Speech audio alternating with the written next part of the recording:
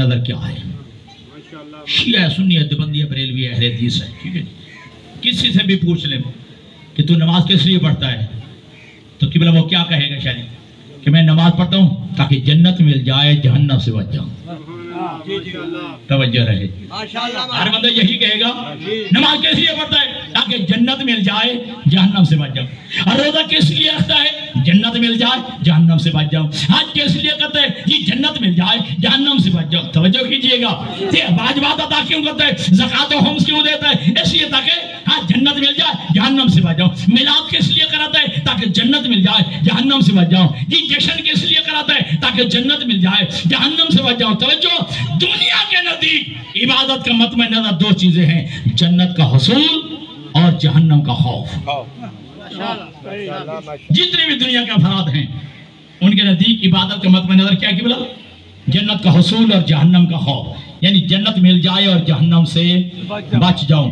ممبر کی قسم کھا کے کہہ رہا ہوں، یہ صرف تیرے امام علی نے کہا ہے، اور آدم سے لے کر خاتم تک، خاتم سے لے کر آج تک، اور آج سے لے کر قیامت تک انشاءاللہ کوئی نہیں کہے گا جو علی نے کہا ہے۔ توجہ، الہی ما عبدتک خوف من نارک ولا طمعا فی جنتک۔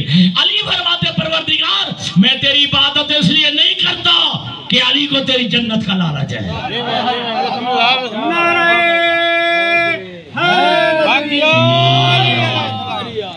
ہر بندہ کی عبادت کرتا ہے جنت کے لالچ میں اور جہنم کے خوف سے، لیکن جن کے دلوں میں علی کی ولایت ہے وہ آپ کا امام سید الموحدین یہ کہتا ہوا نظر آتا ہے کہ پروردگار میں تیری عبادت اس لیے نہیں کرتا کہ مجھے تیری جنت کا لالچ ہے، اور میں تیری عبادت اس لیے بھی نہیں کرتا کہ مجھے تیرے جہنم کا خوف ہے۔ توجہ، آئیے پوچھتے آقا، ہر بندہ عبادت کرتا ہے جنت کے لالچ میں اور جہنم کے خوف سے، یا علی آپ فرما رہے مجھے جنت کا لالچ نہیں ہے اور جہنم کا خوف نہیں ہے، تو پھر یا علی عبادت کس لیے کرتے ہو؟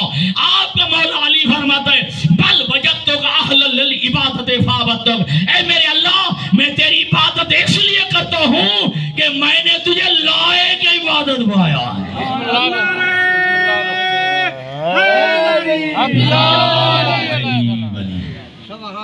اے میرے اللہ میں تیری عبادت اس لیے کرتا ہوں کہ میں نے تجھے لائق عبادت پایا ہے، تو اس لائق ہے تیری عبادت کی جائے، تو اس لائق ہے تجھے جھکا جائے، تو اس لائق ہے کہ تجھے سجدہ کیا جائے۔ نہج البلاغہ علماء تشریف میں پوچھو، نہج البلاغہ آخری حصے میں علی کا جملہ، علی فرماتے پروردگار اگر تو بندوں پر سجدوں کو واجب نہ بھی قرار دیتا پھر بھی واجب تھا کہ تجھے سجدہ کیا جائے۔ سبحان اللہ، سبحان اللہ۔ یہ ہر بندہ نہیں سمجھے گا جی، اگر اللہ اپنے بندوں پر سجدوں کو واجب نہ بھی قرار دیتا پھر بھی واجب تھا کہ اللہ کو سجدہ کیا جائے۔ کیوں؟ شکرا لنعمہ ہی، اللہ کی نعمتوں کے شکریہ کا تقاضا یہی ہے۔ سبحان اللہ، سبحان اللہ۔ اللہ اکبر، یا رسول اللہ،